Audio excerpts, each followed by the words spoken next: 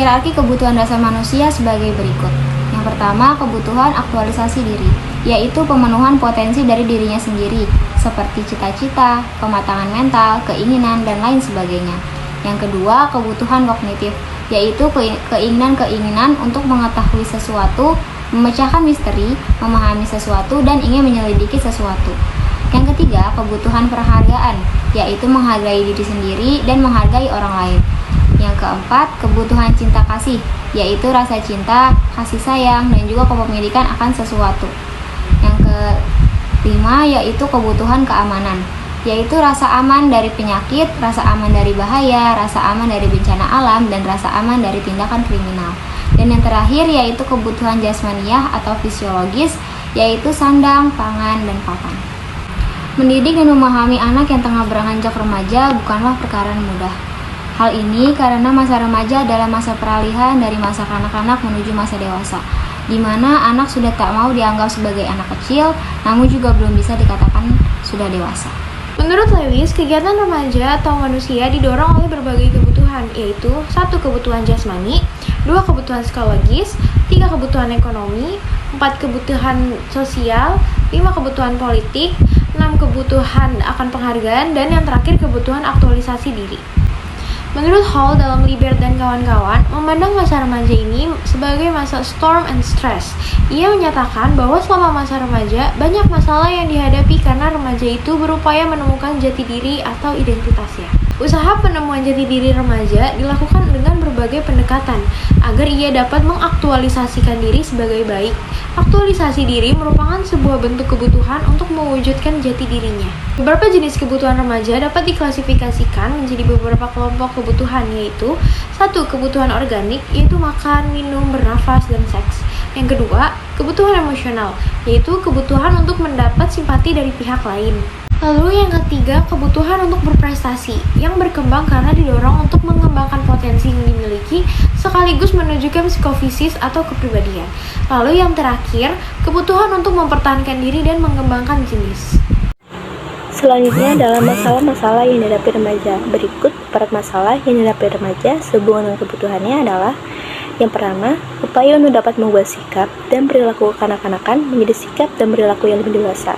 Tidak semuanya dapat dengan mudah dicapai, baik oleh remaja laki-laki maupun perempuan. Maksudnya, ketika remaja sudah berada di fase perubahan, mereka akan sangat berharap sempurna dengan pendewasaan mereka. Dan jika mereka tidak mendapatkan kesempurnaan yang mereka harapkan, justru akan menjadi dampak yang buruk bagi mereka. Salah satunya, yaitu bersikap keras, atau sebaliknya hingga tidak percaya diri. Dan untuk yang kedua adalah seringkali para remaja mengalami kesulitan untuk menerima perubahan-perubahan fisiknya. Maksudnya, pada masa ini remaja akan mengalami perubahan yang akan membuat mereka tidak merasa pas dengan perubahan. Mereka tidak percaya diri, bahkan mereka sulit untuk mendapatkan pakaian yang pantas. Hal tersebut pun dapat menimbulkan kejengkelan terhadap mereka. Dan untuk yang ketiga adalah perkembangan fisik pada masa ini dapat menimbulkan remaja untuk memahaminya, sehingga sering terjadi salah tingkah dan perilaku yang menentang norma. Maksudnya, apabila kematangan seksual itu tidak mendapatkan arahan dan penyalur yang tepat, itu dapat berimpact negatif. Konsekuensi yang diderita sering berbentuk pelarian yang bertentangan dengan norma susila dan sosial, seperti homoseksual, lari ke kehidupan hitam, atau melacur dan semacamnya. Dan yang keempat, dalam memasuki kehidupan bermasyarakat, remaja yang terlalu mendambakan kemandirian dalam arti menilai dirinya cukup mampu untuk mengatasi problem kehidupan, terutama masalah penyesuaian emosional seperti perilaku overacting atau lancing. Yang kelima, penyesuaian sosial adalah salah satu yang sangat sulit dihadapi oleh remaja. Mereka bukan saja harus menghadapi satu arah kehidupan, yaitu keragaman norma dan kehidupan bersama dalam bermasyarakat. Yang keenam, menghadapi perbedaan norma merupakan kesulitan tersendiri bagi kehidupan remaja. Seringkali perbedaan norma yang berlaku dan norma yang dipercayai menimbulkan perilaku yang menyebabkan dirinya dikatakan nakal. Baik, selanjutnya ada usaha-usaha pemenuhan kebutuhan remaja. Dalam proses pertumbuhan dan perkembangan menuju ke jenjang kedewasaan, kebutuhan hidup seorang mengalami perubahan-perubahan yang sejalan dengan tingkat pertumbuhan dan perkembangannya. Seperti kebutuhan sosial psikologis semakin banyak dibandingkan kebutuhan fisik, karena pengalaman kehidupan sosial semakin lama ia akan semakin luas. Kebutuhan itu timbul karena adanya dorongan-dorongan atau bisa disebut dengan motif. Dan perilaku individu ini tidak berdiri sendiri, melainkan selalu ada hal-hal yang mendorongnya dan tertuju kepada suatu tujuan yang ingin dicapainya. Usaha-usaha pemenuhan kebutuhan remaja dan implikasinya dalam pendidikan terdapat beberapa poin, yaitu yang pertama, latihan kebersihan, hidup teratur dan sehat oleh orang tua, sekolah, dan lingkungan masyarakat kepada anak. Dalam kondisi lingkungan sekitar, baik keluarga, sekolah, maupun masyarakat berkaitan erat dengan motivasi seseorang untuk memenuhi kebutuhan tersebut. Untuk memenuhi kebutuhan tersebut, latihan kebersihan, hidup teratur dan sehat perlu ditanamkan oleh orang tua, masyarakat, dan lingkungan sekolah kepada anak.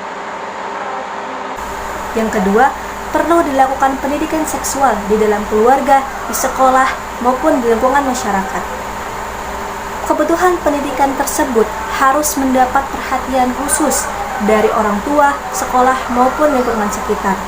Pemenuhan kebutuhan dan dorongan pada remaja, di mana mereka telah mengetahui atau telah menyadari akan adanya norma, agama, hukum, dan sosial, yang dimana banyak dari mereka secara diam-diam melakukan aktivitas yang negatif.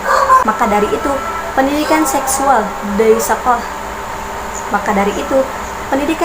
di sekolah, terutama di keluarga, harus mendapat perhatian khusus. Dan yang terakhir, perlu dikembangkan kelompok-kelompok remaja untuk berbagai urusan seperti kelompok kajian, kelompok olahraga, kelompok seni dan musik, kelompok koperasi, kelompok remaja, dan berbagainya. Hal ini merupakan suatu cara untuk memenuhi nilai kebersamaan dan tanggung jawab pada remaja. Sekian dari kelompok kami. Apabila ada kesalahan dalam pengucapan, kami mohon maaf yang sebesar-besarnya. Wassalamualaikum warahmatullahi wabarakatuh.